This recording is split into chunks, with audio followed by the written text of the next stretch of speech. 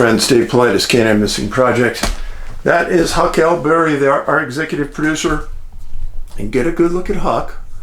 She is pristinely white. She just got her summer cut. And whenever she comes back from getting a trim, she is just wiped out. I go, come on in, we're going to do a little filming. She steps in and just lays down, goes to sleep. Her eyes are closed. That is very rare. So I'm not going to let her be. I don't want to bother her because it's been probably a stressful day for her. But if you haven't watched my movie, Missing 411 National Parks, there it is. You can watch it on Amazon. Please go and watch it. And Missing 411, The Hunted, Missing 411, The UFO Connection are all available to watch for free on Tubi. And you can go and watch them, and I encourage you to, for free. Oh yeah. She said, please show this to the audience, Dad. They love me. That's her with her life preserver cape. Yes, she has a life preserver cape. I always tell you that people send in the nicest things. I'm serious. Here's a letter. Dave, I've been an avid follower of you and your work since I found you back in 2011. As someone who has always been into the strange and unusual, and someone who sees patterns, your Missing 411 research instantly grabbed my attention. Since then, I've tried to watch, read, and listen to you whenever you come out with anything new. Also, during COVID, your videos were a lifesaver to me. I was surrounded by the dumbest, most horrible sheeple at work, so I would put you on to help keep my sanity. Thanks for that. Well, thank you. Anyway, I know you've been going through some difficult and heavy times, and I hate that so much. My heart aches for you, so I wanted to send you something special. I handmade a Bigfoot doll for you. It's stuffed with fluffy stuff and Spanish moss. I live on the Gulf Coast of Florida and love to see that moss hanging from the trees around here, and especially beautiful in New Orleans. Also made a baby Bigfoot for Huck. Thank you again for all you do. Check this out. I mean, this was handmade. You talk about a lot of work. Check out that. Pretty cool, huh? And then this is what she made for Huck. Very nice. Very nice. Very, very, very nice. You guys are awesome people. I appreciate it.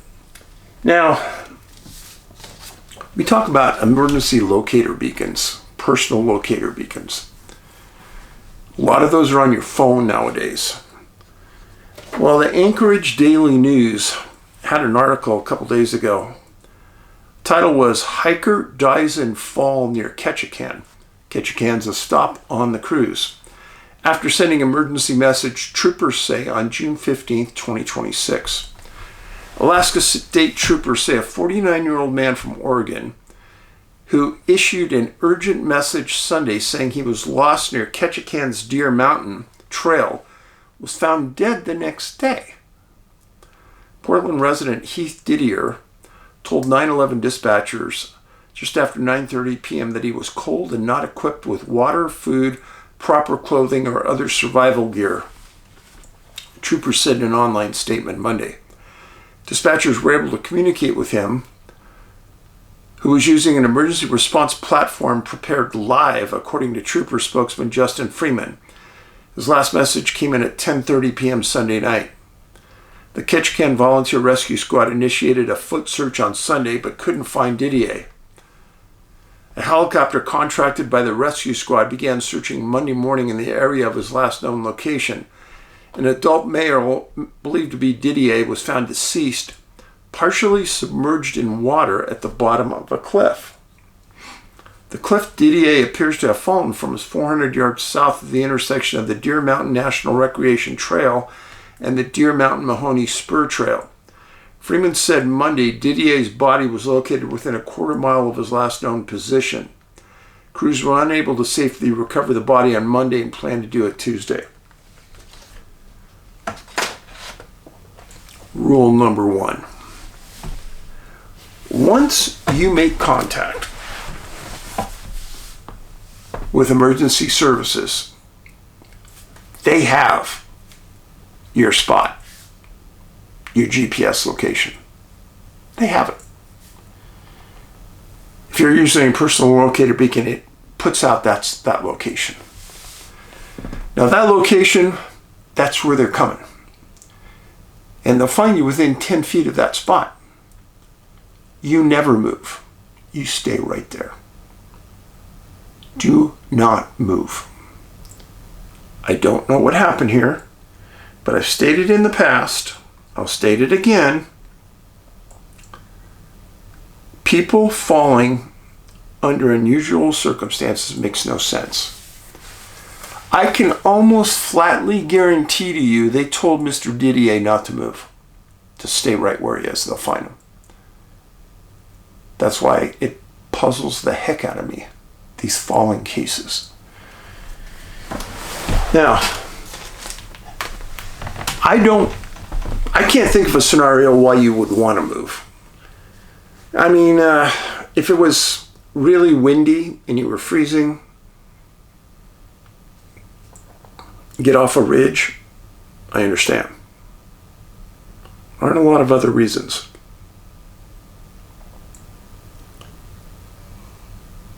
And then, if he had contact with him at 10:30, you know that they were saying, "Hey, we're gonna initiate a search." Why would you move?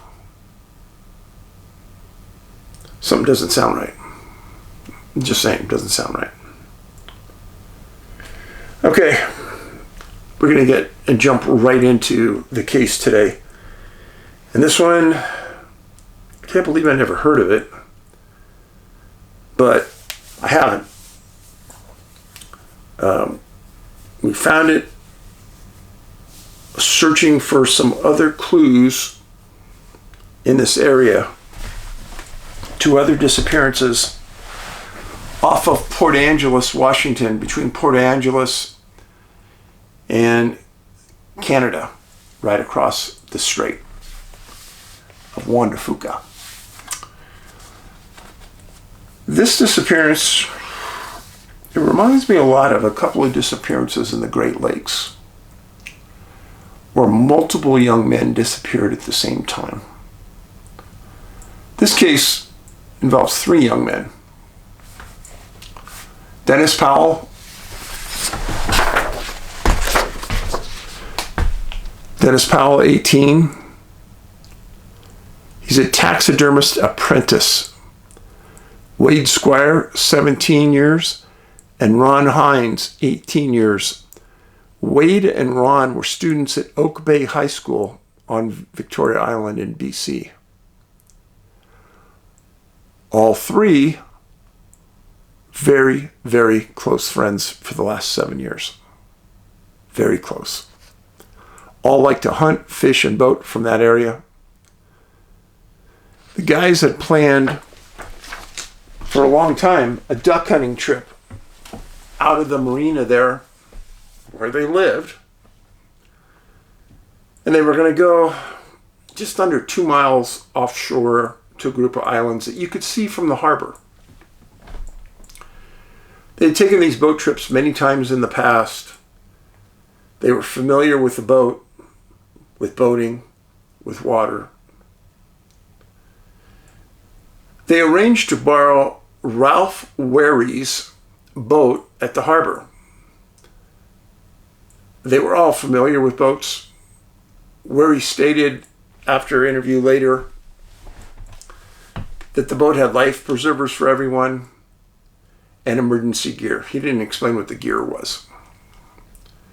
But on Saturday night, January 15th, 1966, the guys met at Ron Hynds' house. This was all planned out way beforehand. Mrs. Hynds said that the guys had done trips like this before. All the families knew what they were doing. And the guys never took much food when they went out for these overnight trips. She said that they took several oranges that she had at her house and they put them in a bag and put them in with their stuff, and that was the only food that they took. And then it was Mrs. Hynds who drove them to the harbor where they put their sleeping bags, shotguns, oranges on the boat, and they departed the harbor at midnight for Chatham Islands, just outside the harbor, a little under 2 miles away, and there's multiple islands right around that location.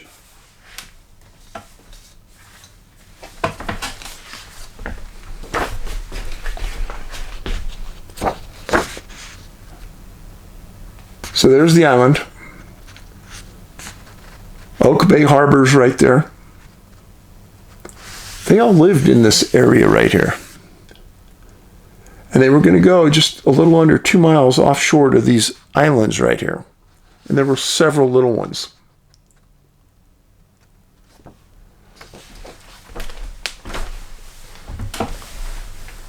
The guys were all experienced. They might have been young, but several people made the statement in the articles I reviewed that they were all experienced, trustworthy, good people. Mrs. Hynds dropped them at the harbor, saw them get their boat ready and take off at just before midnight. When the guys left the harbor, the winds were very low, seas were calm, and there was some fog offshore. Almost like a perfect night to go out. The guys told their parents that they would be back Sunday night, the following night, less than 24 hours. Well, for that 18 hours that they were supposedly to be gone, the winds were calm, the ocean was calm. It was like a perfect night, a perfect 20 hours to be gone.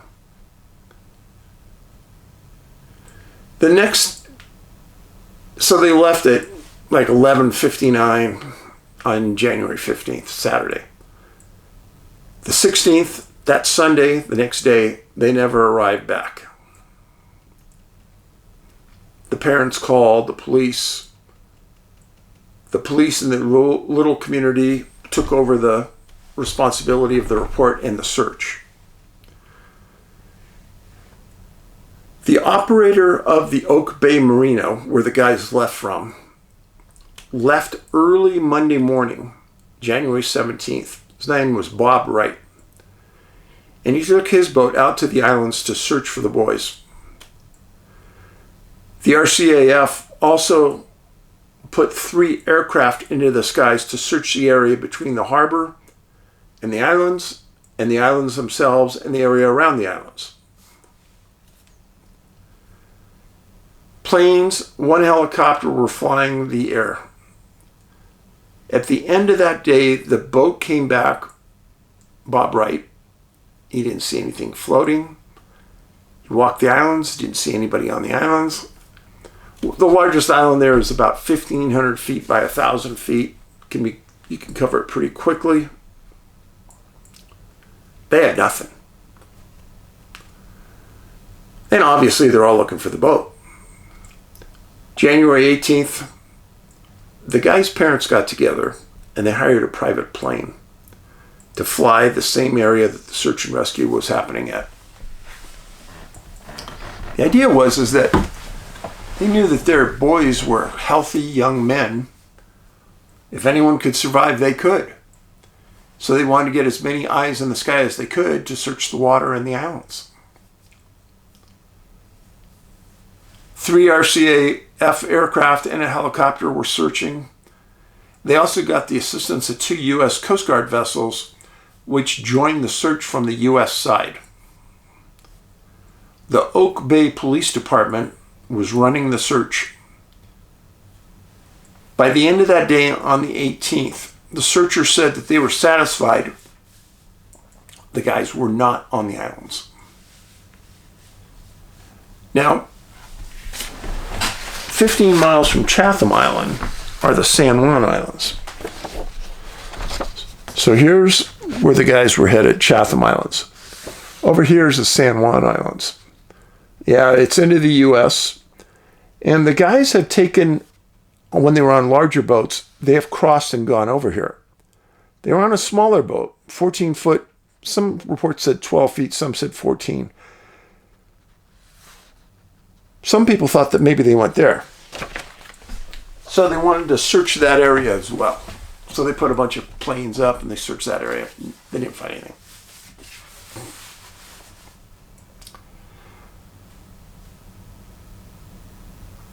Dennis Powell's mom, Joyce, was interviewed and asked a whole series of questions about the guys. She said, hey, I've known them all for 7 years. They're best friends. And I could tell you unequivocally, they were all really good swimmers. I don't hear this that often.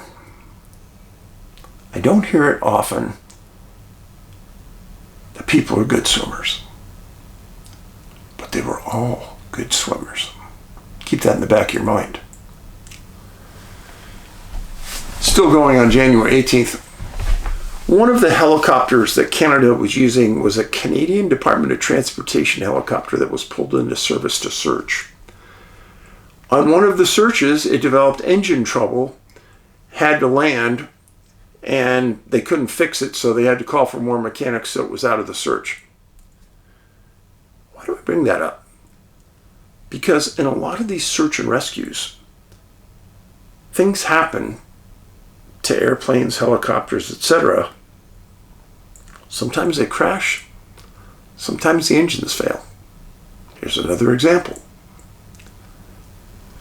Now, Wade Squire's dad, a man named Jack Squires, had borrowed a boat from the harbor, and he was out looking on his own for the boys. Keith Hynds is the uncle of Ron Hynds, also went out on the water, chartered a boat from the Oak Bay Marina, and took Hynds' dad as well. There was a lone RCAF helicopter still on the search and got pulled away for another emergency in another part of the province. Unbelievably, now they don't have any helicopters searching. Now, is that just a coincidence? Or do you say, I guess it just happens? Also on the 18th, there was a general maritime emergency broadcast put out about these guys. And what they said was that there were 3 young men missing, a boat was missing. They did put out a description. Said if you're cruising by islands, please pay attention. Look for people needing assistance, etc. Look for things floating, debris in the water, etc. All important. Put out on the US and the Canadian side. On January 19th, Dennis Powell's mom stated to the press, I can't understand how they would disappear without a trace like that. It doesn't make sense. It doesn't make sense. January 20th, the boat the guys were in was found, overturned in state of Washington waters by Ron Hynds' dad and uncle. They'd been searching for 3 days the shoreline along Washington and found it at a place called Dungeness Spit. Overturned. There was no equipment in it.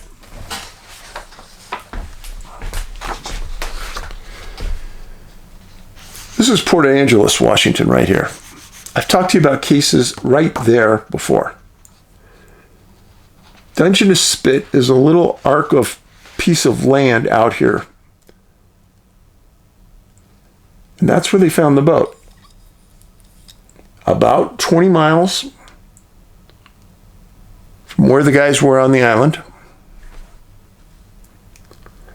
Across the Strait of Juan de Fuca, crossing into U.S. waters. I can only imagine the uncle and the dad coming up on that boat, seeing it overturned and looking underneath it. Scariest moment of your life, for sure. Well, there's no equipment there, and the outboard engine wasn't there either. The couple called Canadian authorities. They dispatched an air-sea rescue chopper that flew the boat back to the Oak Harbor for analysis. And they said that the life jackets, the outboard engine, the sleeping bags, guns, everything were gone from the boat.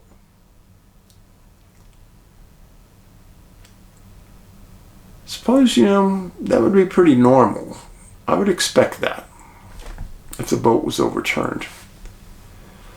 January 21st, search and rescue commanders had a press conference stating that their search of multiple islands and 7,000 square miles of ocean was extremely comprehensive, and they called off further searching. And they turned the case over to the RCMP on the island for follow-up. And they reiterated that the boat was located 20 miles from the islands in U.S. waters. After this came out, there were some really nasty rumors. And I'm sure it just hurt the family immensely. The rumors were that the guys took the boat, made a run for the U.S., dumped everything and ran and are living now in the state of Washington. Absolutely ludicrous, stupid. Whoever came up with that, yeah, that's a really hurtful thing to say. Especially since all these guys were upright, great guys. So the search was called off, but technically it's kind of still going on haphazardly. But technically it's over. On February 5th, 1966, remember they disappeared on January 15th when they left. The case gets turned over to the RCMP Investigative Division.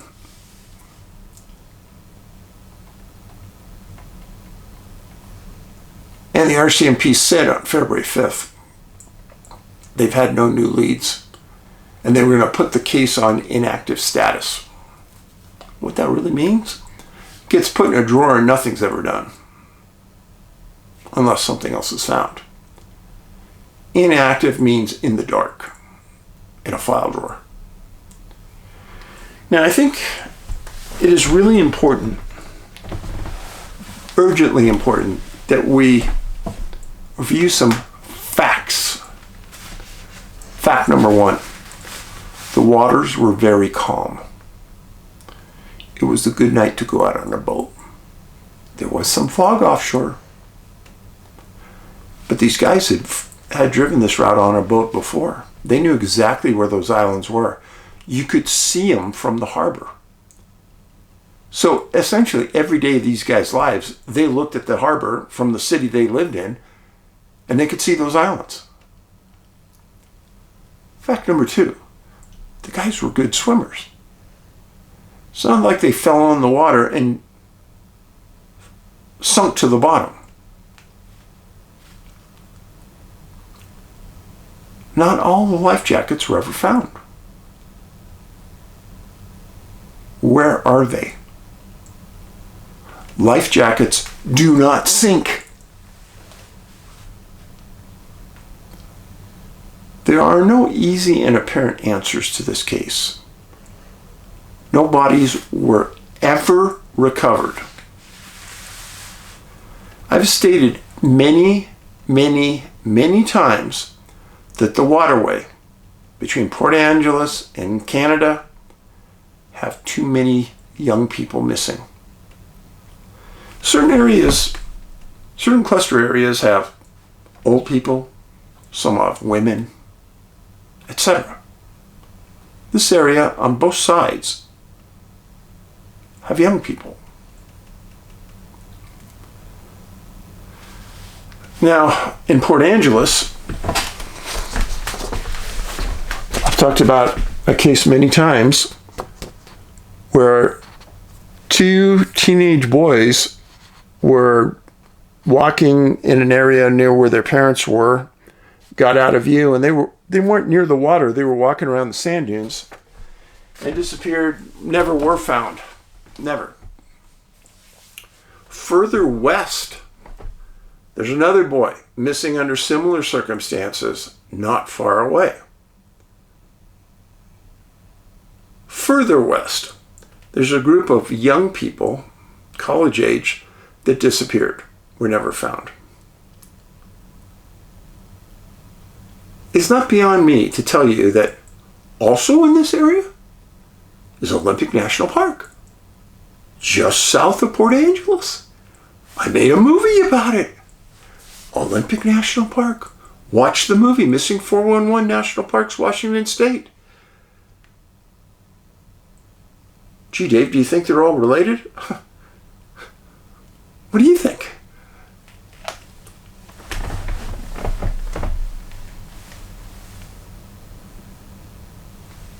The Straits of the Juan de Fuca is the body of water between the island and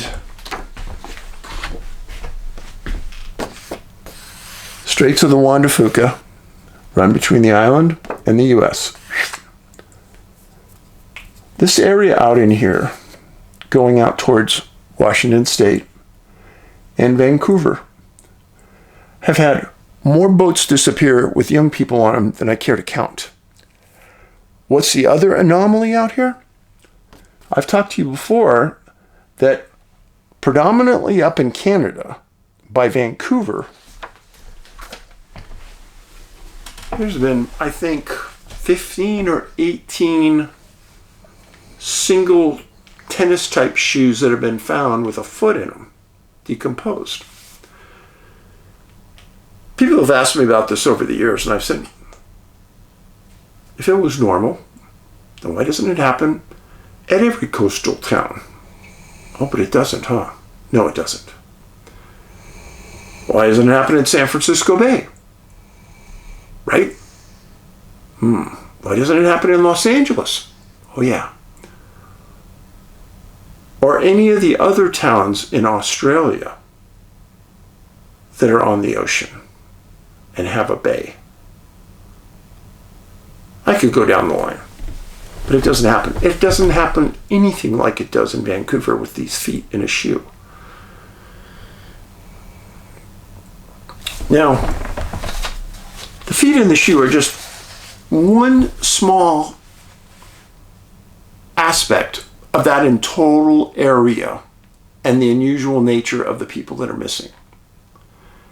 It took me about 8 years to figure out that area, and sometimes it can be blurred because you tend to think about one side of the border or the other. You think about just U.S. disappearances and just Canadian, but remember something. Whatever's happening here doesn't care about borders. No, they don't care. Now, there was a 5-day search for these 3 young men. 5 days. That's too short, folks. That's way too short. But one big thing that I want you to think about.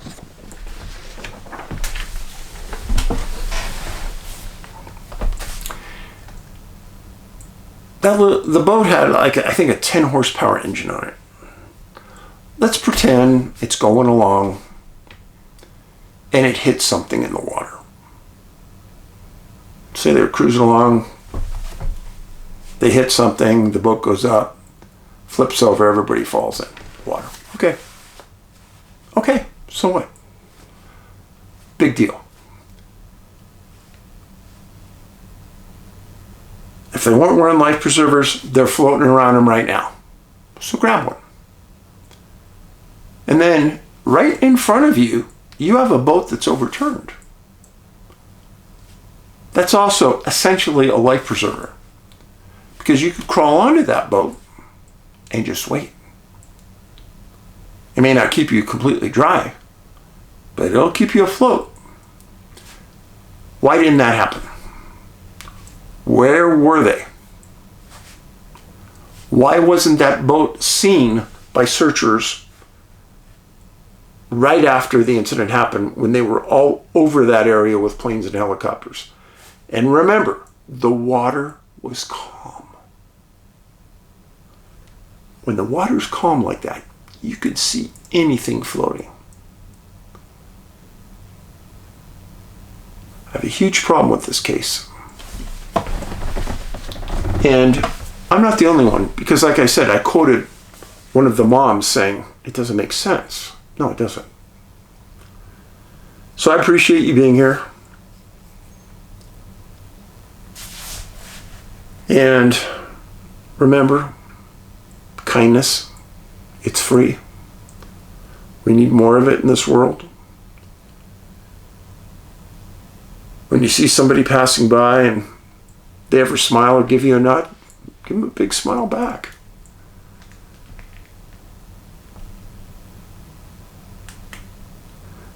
When I was at the conference, so many people came up and made kind statements about Dave.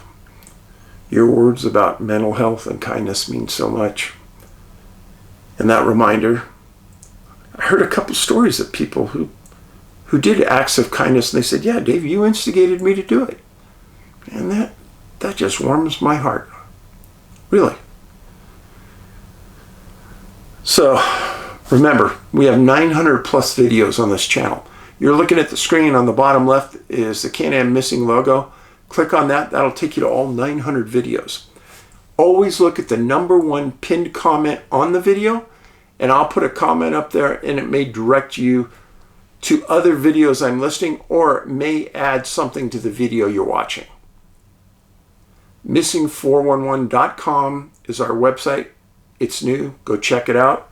That's where our online store is as well. Thank you from the bottom of my heart for being here. You are important. Hucky is just snoring away. Paulides out.